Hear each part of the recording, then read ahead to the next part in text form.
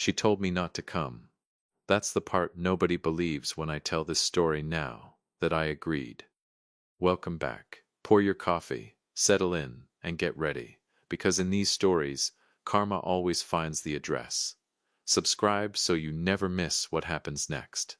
I'm Hart Robert, 46 years old, and on the worst Christmas Eve of my life, I sat alone in my garage with a space heater and a bottle of bourbon I never finished, while my wife spent the night at her parents' house with the man she used to be married to. I didn't know it yet, but before that night was over, three things would be true that weren't true 12 hours earlier. My wife would know exactly who I used to be.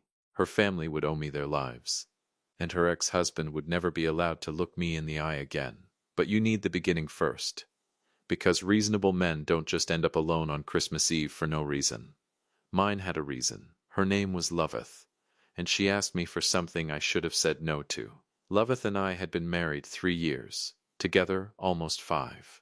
When I met her, she had a 4-year-old daughter named Annabelle, and a divorce that was barely dry on the paperwork. Her ex-husband, Prudent, was the kind of man who wore charm like cologne, a little too much of it, sprayed on anyone standing close enough to notice. I never hated Prudent. I want that on the record, because everything I'm about to tell you might make it sound like I did. I didn't hate him. I just didn't trust him. The way you don't trust a smoke alarm that's been chirping for months and everyone stopped hearing it. Loveth's parents, Desiree and Jude, had money, old money, the kind that builds a big house with a circular driveway and calls it the family place like it's nothing special. Jude made his fortune in commercial real estate. Desiree ran charity boards and never let you forget it. They liked Prudent.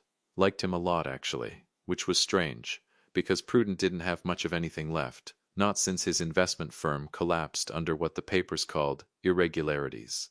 Financial fraud, in plain language. He'd settled quietly. No admission.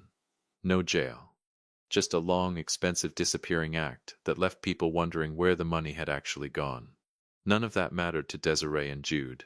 Prudent was Annabelle's father, and Annabelle was the sun their whole solar system orbited. So when Loveth called me 2 weeks before Christmas, I already had a bad feeling.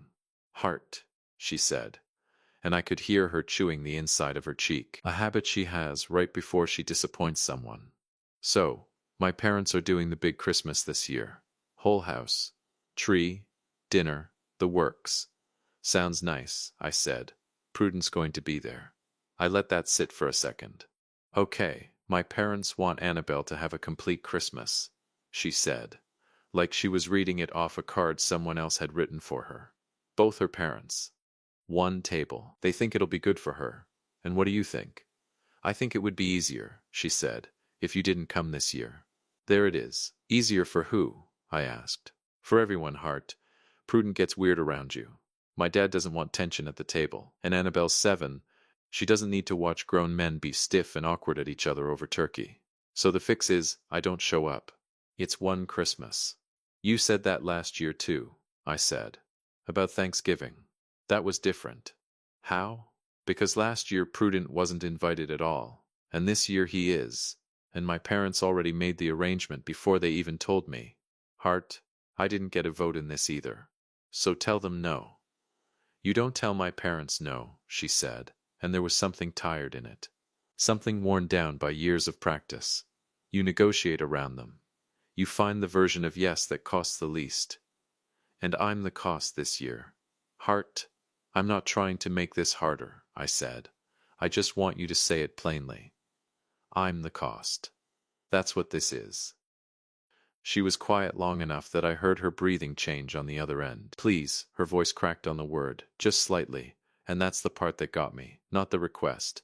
The way she asked it, like she already knew it was unfair and was asking anyway because she didn't see another way through it. Please, Hart, just this once. For Annabelle. I don't raise my voice. I never have. Some men get loud when they're hurt. I go quiet. Loveth used to say my silences were louder than most men's shouting. And she wasn't wrong. That night, she mistook my silence for agreement. Okay, I said. Okay? She sounded surprised. Maybe a little relieved I wasn't going to fight her on it. Go, I said. Give Annabelle her complete Christmas. You're not mad? I was furious. There's a difference between furious and stupid, though, and I've spent a long time learning it. I'll figure something out, I said. She exhaled, relief, plain and simple, and I remember thinking, even then, she has no idea what she just asked me to sit out of. Here's the thing about me Loveth didn't know. Not the whole thing, not even half. Before I became the guy who does freelance at security consulting from a home office. Before I was the guy who coaches Annabelle's soccer team on Saturday mornings and burns the pancakes every single time. I spent 11 years doing something else. I won't spell out every detail. Some of it I still can't, contractually, and some I just don't want to relive out loud. I'll say this much, I was part of a private contractor outfit that did close protection and extraction work in places most people can't find on a map. I've been shot at. I've been the one shooting. I've walked people out of buildings that were on fire, in both the literal sense and the other one. I left that life at 35. I was tired of counting how many good men I knew who never made it to 40. I wanted a boring life. Pancakes, soccer practice, a woman who fell asleep with her feet in my lap watching bad television. I got all of that with Loveth, and I buried the rest of it so deep even I sometimes forgot it was down there. Until Christmas Eve. I want to tell you about the first time I met Prudent, because it explains a lot about why I agreed to stay home that Christmas without much of a fight. It was maybe 4 months into dating Loveth. She'd invited me to a birthday dinner for Annabelle at her parents' place. Annabelle's 5th. Cake with too much frosting. A bounce house someone had rented and then regretted because of the noise. Prudent showed up an hour late, no gift, full of apologies that somehow made him the center of attention anyway. Sorry, he said, sweeping in, kissing Desiree on the cheek, ruffling Annabelle's hair. Work emergency. You know how it is. Jude clapped him on the back like nothing had happened. Glad you made it, son. Not son-in-law. Not ex-son-in-law. Son, I remember clocking that word and filing it away. Prudent found me by the drink table later that night, looked me up and down with a smile that didn't reach his eyes, and said, So you're the new guy. Heart, I said, and put my hand out. He shook it. Too hard, the way men do when they're measuring you. It's security, right?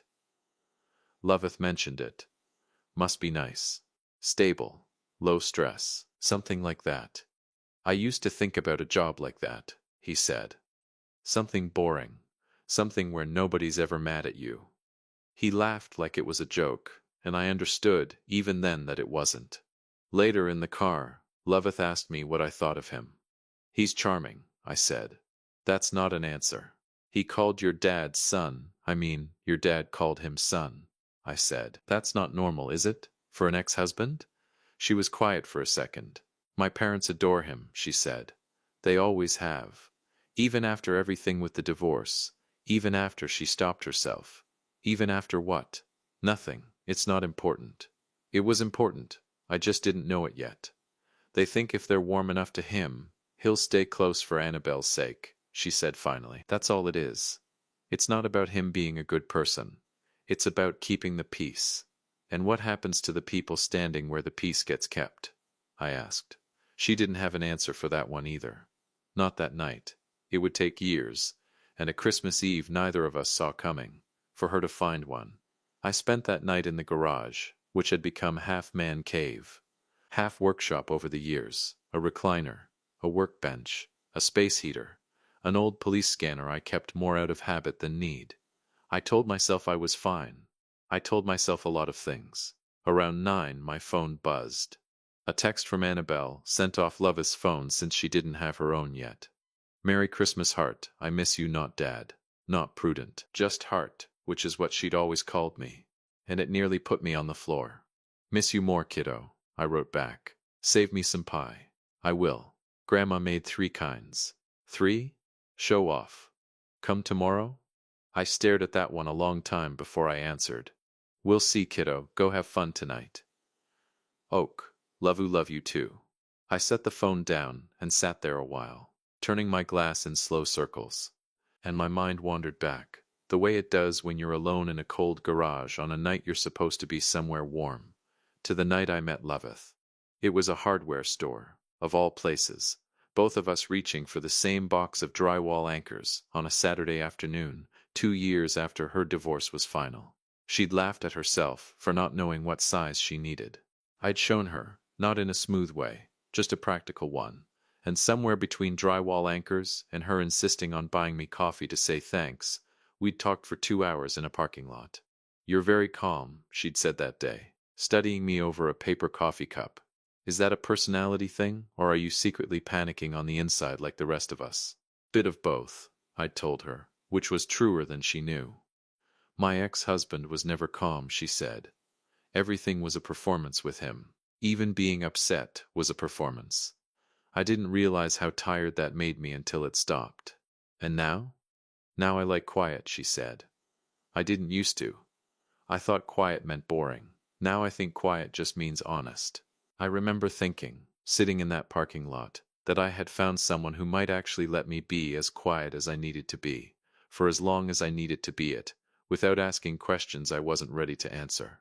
5 years later, on Christmas Eve, that same quiet was the reason I let her tell me to stay home, without putting up a real fight.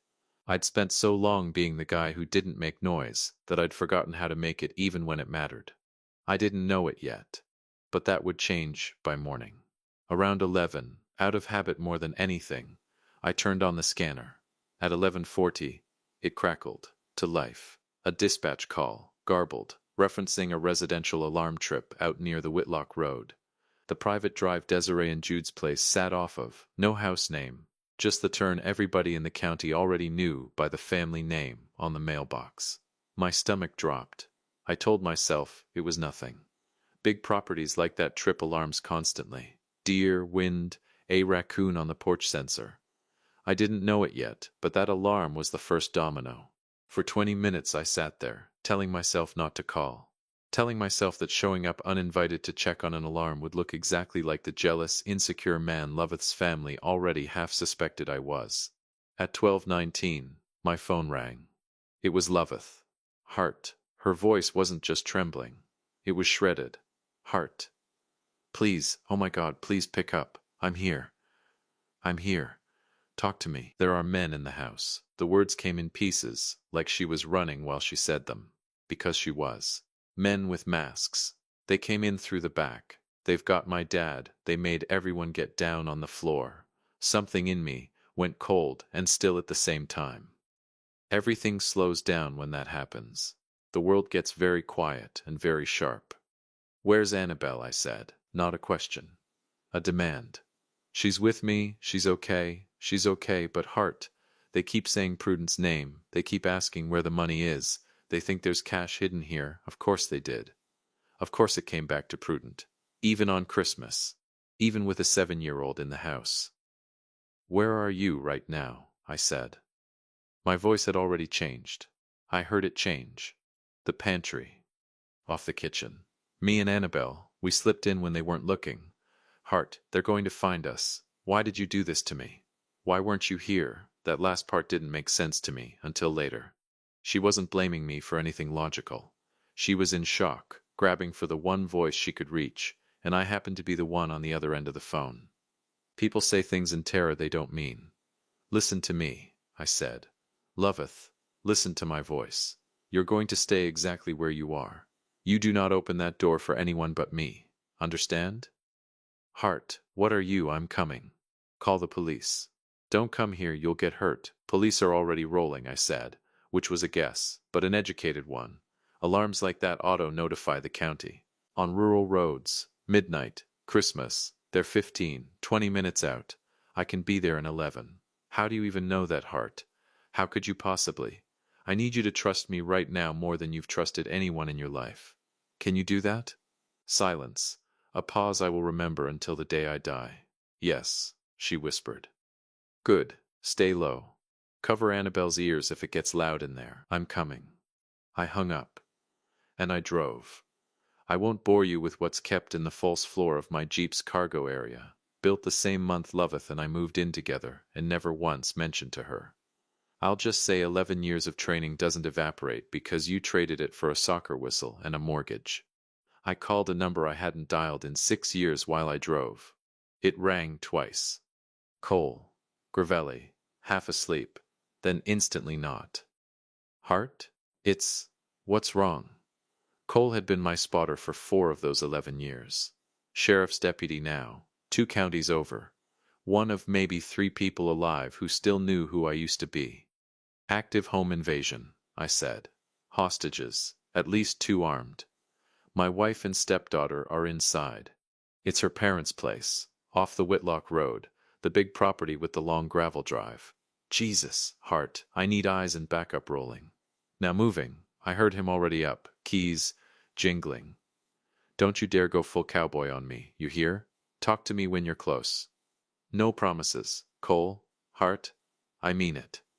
You've got a wife and a kid to walk out of that house alive. That's the mission tonight. Not payback, not proving anything. Getting them out. I know the mission. Say it back to me. Get them out, I said. That's it. Good man. I'm rolling. ETA 14 minutes. Maybe less if I run every light between here and there. You call me the second you're inside so I know you're not a body on that lawn when we arrive. Copy, and Hart, his voice dropped, just for a second. Out of the old rhythm we used to have, back when a call like this one meant something different, somewhere much farther from home. Glad you're the one who picked up that scanner tonight, and not some other night. Not everybody would have caught it. Old habits. Old habits saved lives before. Looks like they're about to again. I hung up and drove faster. I made a 20-minute drive in 11. Some things a man keeps to himself, even telling his own story. The property sat back off the road behind a stand of bare winter trees, windows glowing warm and gold from the outside, which made what was happening inside feel obscene by comparison.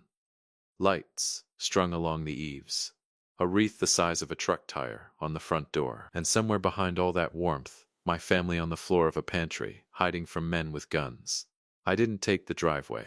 I parked well up the road, killed the lights, went in on foot through the tree line the way I'd been trained to 100 lifetimes ago. A service entrance near the kitchen sat ajar, the door rich families forget exists because they never use it themselves. That told me the entry point. Through the kitchen window I could see shapes. 2 men in dark clothing and ski masks. One had Jude's zip tied to a dining chair dragged in from the table, his face gray with fear and fury in equal measure. Desiree was on the floor near him, hands over her head, sobbing quietly. And there, near the archway to the living room, Austin, Loveth's older brother. 38, built like he still played the college ball he never quite let go of, on his knees with his hands laced behind his head, a masked man's boot near his back, keeping him down. I told you, Austin was saying, voice shaking but not backing down. I told you, we don't know anything about money. None of us do. Whatever Prudent did is his business. Shut up, the man barked, and shoved the boot harder into his shoulder blades. Austin grunted but didn't stop talking. You want to point a gun at somebody, point it at him. He's the one who... I said shut up. I heard a second voice, from further inside, closer to the pantry. Where's the money, old man? Where's your son-in-law hiding it? I don't know what you're talking about, Jude said, and even through the glass I could hear how much it cost him to keep his voice steady. I don't know anything about any money. If Prudent owes you people something, take it up with Prudent. Don't play stupid with me. He told our guys it was here, somewhere in this house. Then your guys were lied to, Jude said, by a man who lies for a living. Wrong answer, old man. Please, Desiree said, from the floor, her voice barely holding together. Please, there's a little girl in this house. Please, just take whatever you want and go. We'll take whatever we want when he tells us where it is. Austin, still pinned by the boot in his back, twisted his head enough to speak. I told you already. None of us know anything. You want the truth? Prudent doesn't even live here. He hasn't lived here in years. Whatever he told you, whatever deal he made with your people, that's on him, not on this family. I told you to shut your mouth. Or what? Austin said, and even scared out of his mind. There was something stubborn in it, something that reminded me why Loveth always said her brother was the one who never knew when to quit. You're already pointing a gun at an unarmed man on Christmas Eve. What's left to threaten me with? The man's boot came down harder between his shoulder blades, and Austin grunted and went quiet. And that's when I heard the crack of the pistol against Jude's cheekbone from the other room. Something in my chest went very cold and very clear. I didn't know it yet, But that was the exact second I stopped being a man deciding whether to get involved, and became a man executing a plan. I'm not going to walk you through every second of what happened next like it's an action movie, because it didn't feel like one. It felt like math. Angles, timing, breath. 11 years of training doesn't come roaring back all at once in some triumphant montage. It comes back in fragments, your body doing what it was built to do while your mind stands off to the side, terrified, watching. I went in through the service door. The first man, the one standing over Austin, never heard me. I won't describe what happened beyond saying he went down quiet and fast, and he did not get back up in time to matter. Austin's head snapped up, eyes wide. What the? Stay down, I whispered. Stay quiet. Heart? Heart? How did you, later, the second man, the one who'd hit Jude, spun at the noise, gun rising fast. For 1/2 of 1 second I looked down the barrel of a pistol and thought, with a strange, detached calm, this is either the last thing I do or the thing I do best. It was the latter. I won't pretend it was clean. It was ugly and it was fast, and when it was over, the second man was on the kitchen floor, disarmed, not going anywhere. Jude stared at me, blood on his lip, eyes wide as dinner plates. Heart? He said, like he genuinely could not reconcile what he was seeing with the quiet son-in-law he'd spent 3 years politely tolerating. Heart, was that... Did you just... Are you hurt bad? I asked, cutting the zip tie off his wrists with the folding knife I always carry and he never knew about. No. Heart, what in God's name? Where's the pantry? Austin, still on his knees, pointed with a shaking hand. There, off the kitchen. They were headed that way next. They knew someone else was in the house. Then I'm not done, I said, and moved. I knocked twice, low, on the pantry door, a signal I'd told Loveth on the phone to listen for. It's me. It's Heart. The door cracked open, and there she was, my wife, mascara down both cheeks. Annabelle held against her chest like she could physically shield a 7-year-old from the whole world if she just held on tight enough. Heart. Loveth's voice broke completely.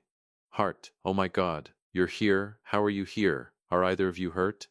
No, we're okay, but the men, they're still. 2 are down, I said. There's a third, I don't know where yet. I need you two to stay right here 2 more minutes. Can you do that? Annabelle lifted her face out of her mother's shoulder, tear-streaked, and looked at me with an expression I will carry to my grave.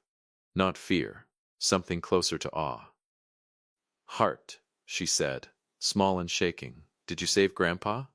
I'm working on it, kiddo, I said. You did such a good job hiding. So brave. Where's my dad? She asked. Where's Daddy? I didn't have an answer for that. Not yet. Stay here, I said. Both of you.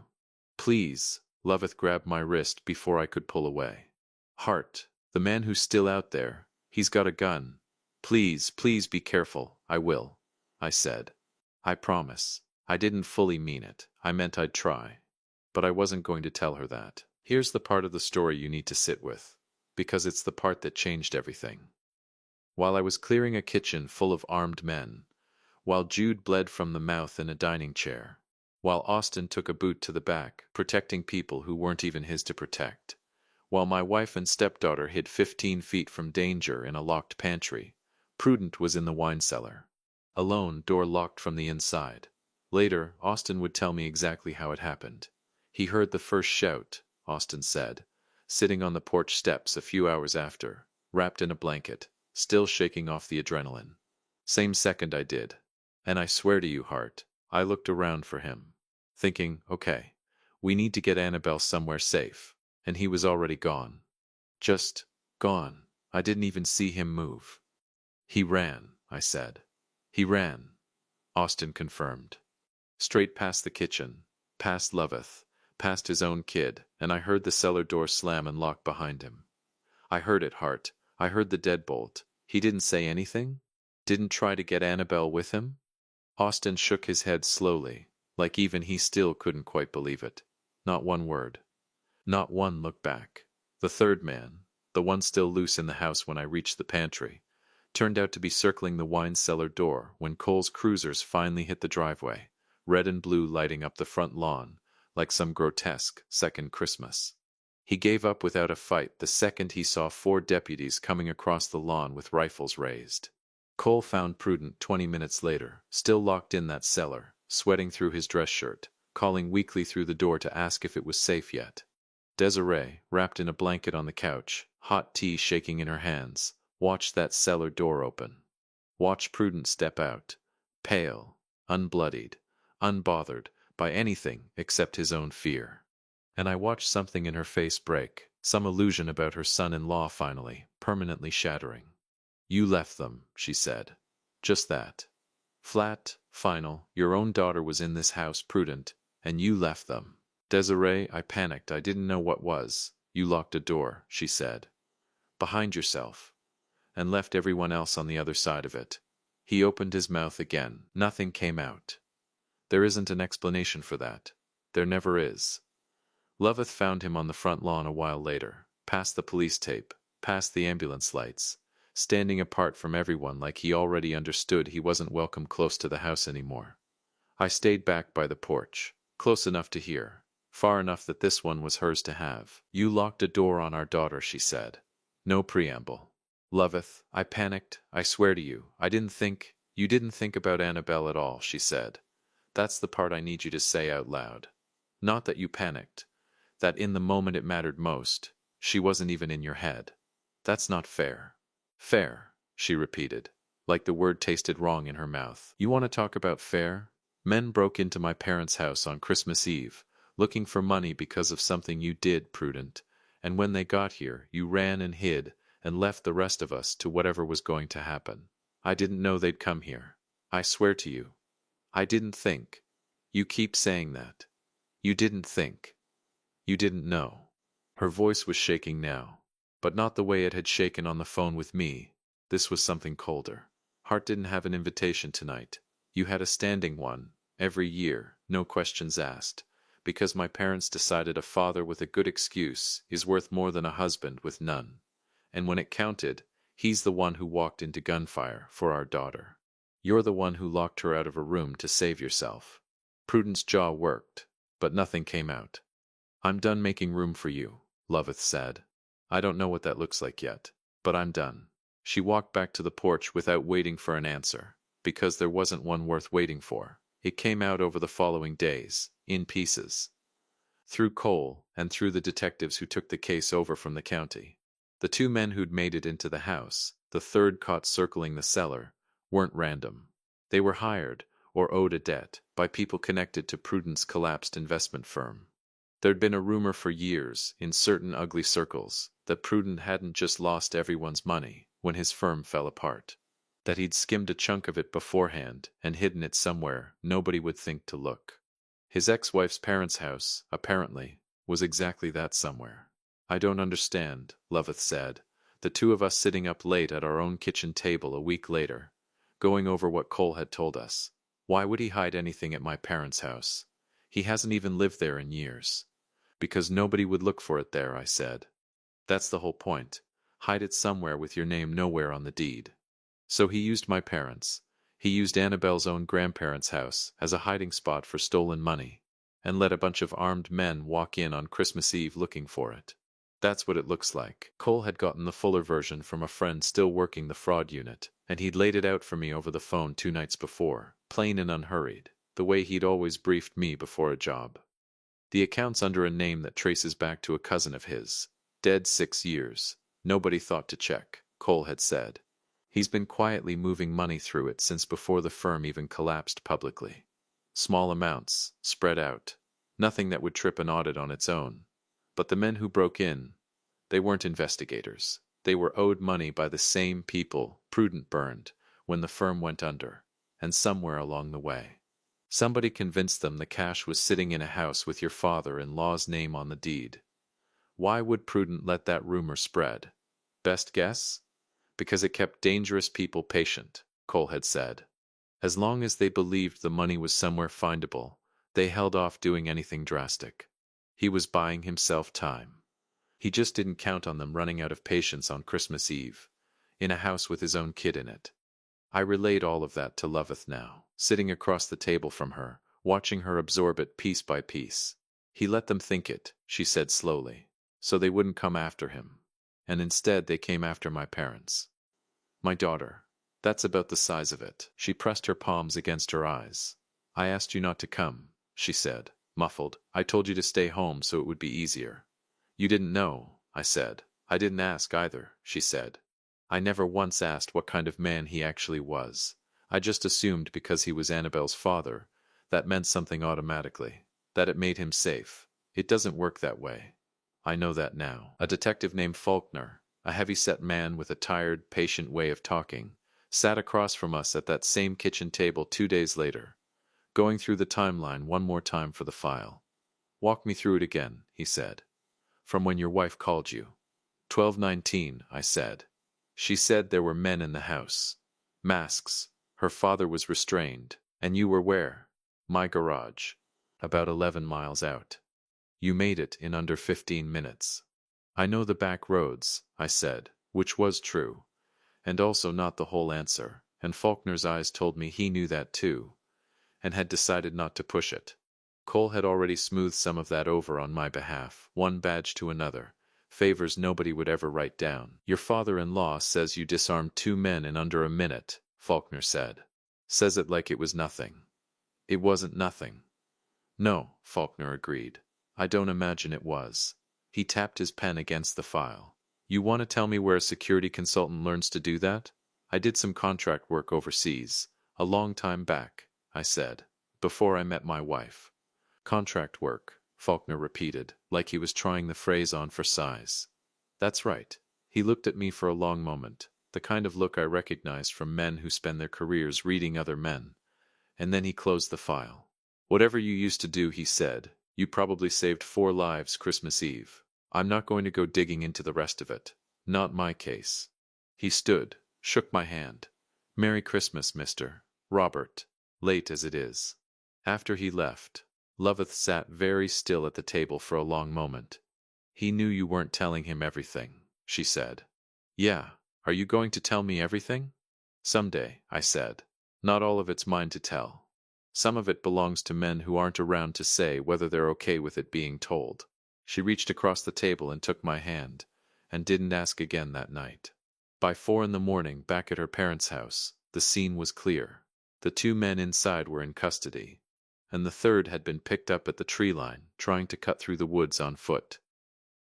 A paramedic knelt in front of Jude, on the porch steps, shining a penlight in his eyes, asking him to follow her finger. I'm fine, Jude said, waving her off.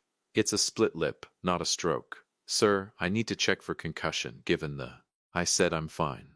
Then, quieter, looking past her to where I stood a few feet off Hart. Come here a second. I came over.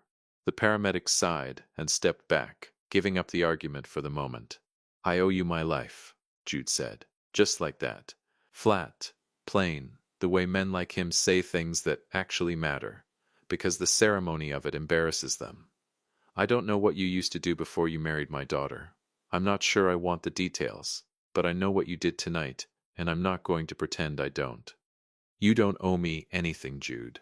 I do, he said, and I intend to remember it, whether you want me to or not. He looked past me, toward the ambulance where Desiree sat wrapped in a blanket, and something in his face softened. I built this family on the idea that keeping everyone comfortable mattered more than knowing who they really were. Tonight cost me that idea. I'm not sorry to lose it. The paramedic cleared her throat. Sir, the concussion check fine, Jude said, relenting at last. Fine, shine your light. I stepped back and let her work, and Jude let her, muttering the whole time about how he'd survived 3 heart procedures, and could certainly survive a flashlight. The ambulance eventually cleared him to refuse further treatment, which he did, loudly the way rich old men do. I found Loveth sitting on the front steps, wrapped in someone's coat, staring at nothing. Annabelle was asleep inside on a couch, Desiree keeping watch over her. Austin sat a few feet off, still catching his breath, still turning his hands over like he half expected to find them shaking. I sat down next to my wife in the cold. For a long time nobody said anything. Who are you? Loveth finally asked. Not accusing. Just quiet. Genuinely asking. I'm the same man you married. You took down 2 armed men in my parents' kitchen like it was nothing. It wasn't nothing, I said. It just wasn't new. She turned to look at me fully, and I watched 11 years of careful concealment finally reach the surface of her face. Not suspicion, not fear, but something closer to grief, for all the years she'd spent thinking she knew the whole shape of me. You told me you did it security, she said. I do. Now, and before? I told her. Not everything. Some things I still can't say out loud, even to her. But enough. 11 years. The work. Why I left it. The bag under the Jeep's floor, that had been sitting there the entire length of our marriage, 3 feet from where she parked her car every single day, and she'd never once known. Why didn't you tell me? She asked. Tears again, but a different kind than before. Because I wanted a life where I never had to be that man again, I said. I wanted pancakes and soccer practice. I wanted to be boring, loveth, safe, for you and for Annabelle. And then you told me not to come tonight, and I sat in that garage telling myself it didn't matter. And then my phone rang. I'm so sorry, she whispered. I'm so sorry I asked you to stay away. I'm sorry for what I said on the phone. Why did you do this to me? I didn't mean it. I wasn't thinking. I know what you meant, I said. You were terrified. I'm not angry about that. Then what are you angry about? I looked through the front window, to where Prudence sat wrapped in a blanket Desiree had handed him more out of habit than warmth, staring at the floor like a man waiting on a verdict. Before I could answer her, Cole waved me over from beside his cruiser, and Loveth nodded, understanding I'd only be a minute. He had 2 coffees in hand from a thermos he kept in his trunk out of habit, and he handed me one without a word.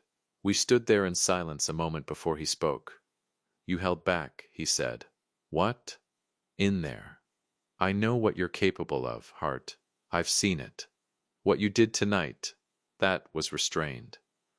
Controlled, old you would have made a bigger mess. Old me didn't have a 7-year-old 2 rooms away, I said. Fair point. He sipped his coffee, looked out at the flashing lights still painting the front lawn red and blue.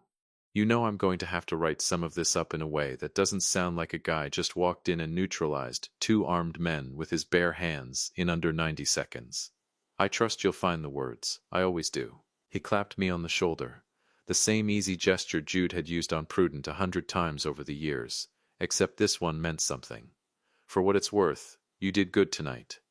Actually good, not just skilled. Good feels strange to hear that word attached to tonight. Get used to it, Cole said. I think you're about to hear it a lot. He wasn't wrong. I walked back to the steps, sat down beside Loveth again, and finally answered the question she'd asked before Cole pulled me away. I'm angry, I said slowly, that your parents thought a man who lies for a living made for a more complete Christmas than the man who actually shows up.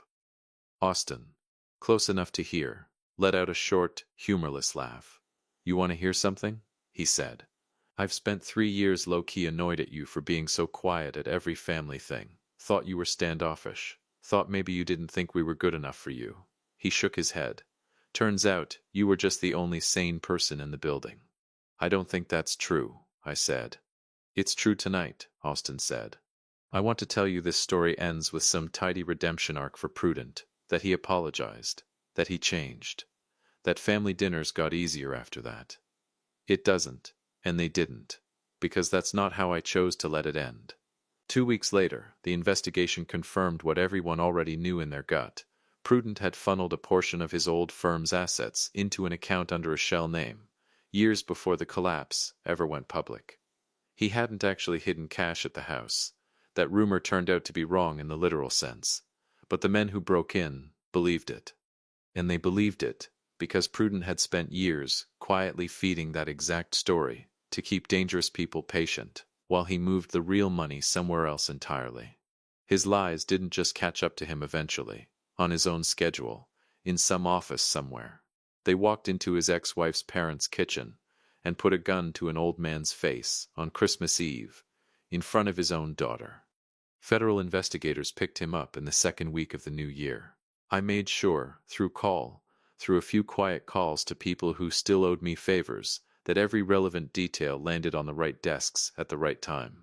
I'm not going to pretend that was generosity. It wasn't. It was the last piece of a debt I intended to collect in full. You didn't have to do that, Loveth said, when I finally told her what I'd done. Yes, I did, I said. He's still Annabelle's father. He'll still be her father in a federal courtroom, I said. Being her father was never a shield, Loveth. He used it like one, for years. I'm done letting him. She didn't argue with me. I think, by then, some part of her didn't want to. Annabelle woke up on the couch that morning, to a house full of deputies' radios and adult voices talking low, and the first thing she did was find me and refuse to let go of my hand for almost an hour. Somewhere around 9, once things had quieted enough, she pulled me over to the kitchen table, climbed into the chair beside mine, and looked at me with the particular seriousness only a 7-year-old can manage. Hart, she said, are the bad men going to come back? No, kiddo, they're not. How do you know? Because they're with the police now, and they're going to stay with the police for a long, long time, I said. And because I'm not going to let anything like that happen to you again. Not ever. Promise? Promise. She thought about that for a second, turning her fork over in her hands, not eating the eggs Desiree had made her. Were you scared? She asked. I could have lied to her. Plenty of grown-ups would have. But I decided somewhere on that drive over that I was done deciding, on my own, what Annabelle was and wasn't strong enough to hear. A little, I said, but being scared and doing what you need to do anyway, that's not two different things fighting each other. Sometimes they happen at the same time, like when I was scared in the pantry but I stayed quiet anyway. Exactly like that, I said. You did that perfectly, by the way. I need you to know that. You kept your mom safe, just by being brave enough to stay quiet and still. She smiled at that. Small and shaky, but real. Grandma says you're a hero. I don't know about that. I think you're a hero, Annabelle said, with the flat certainty of a kid who hasn't yet learned to hedge her opinions. Heroes protect people. You protected us. I didn't have an answer for that one that didn't threaten to break something open in my chest. So I just squeezed her hand and let her eat her eggs, and didn't say anything else for a while, and that was all right too. Desiree came to see Loveth alone. A few days after the arrests made the local news, sitting at our kitchen table with her hands wrapped around a mug she never drank from. I need to say something, Desiree said, and I need you to let me finish before you respond. Okay, I spent years telling myself that keeping Prudent close was a gift to Annabelle, Desiree said, that a girl needs both her parents at the table, no matter what. I never once asked whether the man sitting at that table deserved to be there. I just assumed a father's chair was owed to him by default, and I built the whole holiday around protecting his seat in it. She looked down at her hands, and in protecting that seat, I made your husband feel like an intruder in his own family for 3 years. I did that. Not Prudent. Me, Mom, let me finish. Desiree's voice wavered but held. I watched that man run to a wine cellar and lock a door between himself and my granddaughter. And I watched Hart run toward the danger to get to her, and it took a night like that for me to finally see what should have been obvious the whole time. I'm sorry, Loveth, not just to you. To him. I don't know how you forgive a mistake like that. I don't think you need forgiveness, Loveth said quietly. I think you need to just never do it again. I don't intend to, Desiree said. Not to you, not to Hart, not ever again. It wasn't a grand reconciliation. There were no tears shared between them that day, no embrace that fixed 3 years of quiet exclusion in a single afternoon. But it was honest, and it was the first honest thing Desiree had said to her daughter about Prudent in longer than either of them could remember, and sometimes that has to be enough to start with. Jude and Desiree changed too, quietly, without ever quite saying it out loud. They stopped defending Prudent's presence at family events for Annabelle's sake. They started instead defending mine. At the next family dinner, small, quiet, nothing like the chaos of that Christmas, Jude pulled me aside near the drink cart, cleared his throat twice, and said the closest thing to an apology a man like him is built to give. I misjudged you, he said. 3 years, I thought the quiet ones had nothing going on behind the silence. I was wrong. You're the only one who showed up when it mattered, and you didn't even have an invitation. I don't need an apology, Jude. I'm giving you one anyway. Then I need you to remember it, I said. Not just tonight. Every Christmas after this one. He nodded, and he never spoke Prudent's name in my presence again, for as long as I knew him. Austin, for his part, started showing up at our place on random weekends, with a case of beer and absolutely no agenda. Which is, I've come to learn, the highest compliment one man can pay another. "You could have taught me some of that," he said once, half joking, nodding at nothing in particular. At the memory of that night, I think more than anything physical. The kitchen thing. "No," I said. "You don't want what taught me that." He thought about it, and didn't push. As for Prudent, I saw him one more time, at the arraignment, sitting in a cheap suit that didn't fit him the way his old ones used to, looking smaller than I remembered. Cole had come with me, off duty, standing near the back of the courtroom with his arms crossed, the way he used to stand watch outside doors a long time ago in a different life. "You don't have to be here for this," he told me in the parking lot beforehand. "I know. You want to explain to me why you are then?" "Because for 3 years I sat quiet at that man's table, while he charmed a room he had no business being trusted in," I said. "I want to watch the room stop believing him." Once, in person. Cole hadn't argued with that. Inside, the prosecutor read through the charges in a flat, practiced voice. Wire fraud, embezzlement, obstruction, each one landing in the courtroom like a small, dull weight. Prudent's lawyer murmured something to him. Prudent nodded without looking up. Desiree sat 2 rows ahead of me, spine straight, hands folded in her lap, watching the man she'd once called son answer to a judge for the thing that had put a gun to her husband's face. She didn't cry. She didn't look away, either. Prudent looked up when I walked in, before the hearing started, before anything had been read aloud yet. Opened his mouth like he wanted to say something. An apology, maybe, an explanation. 12 feet of courtroom aisle and a bailiff's raised hand kept whatever it was from ever reaching me. I didn't give him the chance, and I didn't need to. There wasn't a version of that sentence I hadn't already decided not to believe. I looked at him the way you look at a smoke alarm that's finally, permanently gone silent, not with anger anymore, not even satisfaction, just the flat, quiet relief of a problem that had stopped being mine to manage. The judge set bail conditions that amounted to house arrest, and a monitor on his ankle until trial. Prudent's lawyer requested visitation language be added for Annabelle. The judge looked at the file a long moment, then at Prudent, then denied it pending a further hearing, not a permanent ruling, but a clear enough signal of which way the wind in that room was blowing. Outside afterward, on the courthouse steps, Cole fell into step beside me. "Well," he said, "that's about as close to watching a man's whole reputation die in real time as I've ever seen. Feels less satisfying than I thought it would." "Give it time," Cole said. "Some things you don't feel the weight of until you're standing further away from them." He was right, as it turned out, though it took the better part of a year for me to notice it lifting. Then I turned around, walked out of that courthouse, and drove home to my wife and my stepdaughter, who were waiting for me at a table that, for the first time in years, had exactly the right number of chairs. Annabelle still calls me Heart.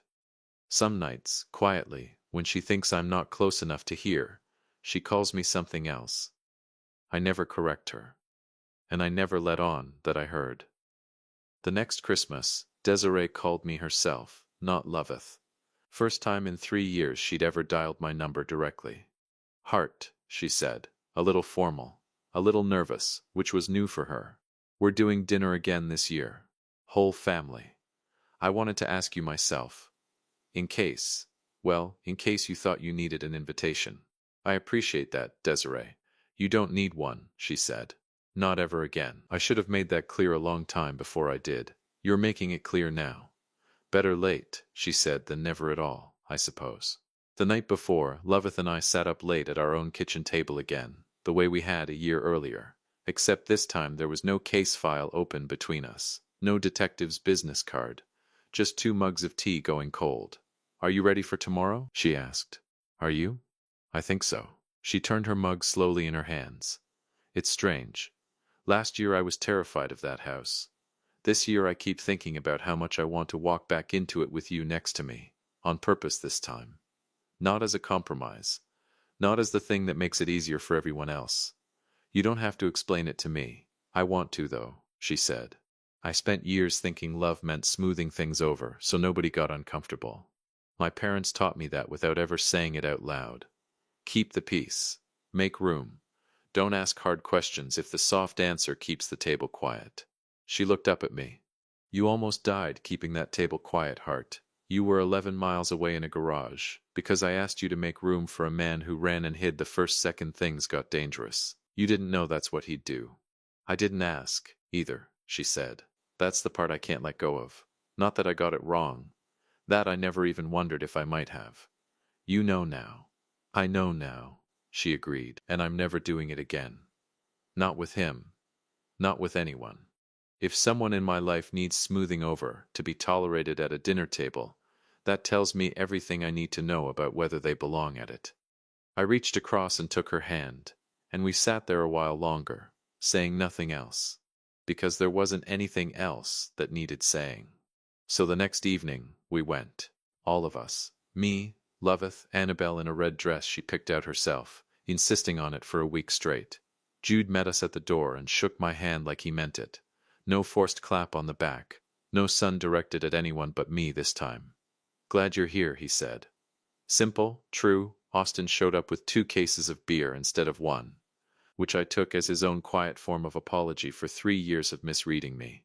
You could still teach me the kitchen thing, he said, grinning, handing me a bottle. Hypothetically, in case I'm ever in a pinch. Hypothetically, I said, no.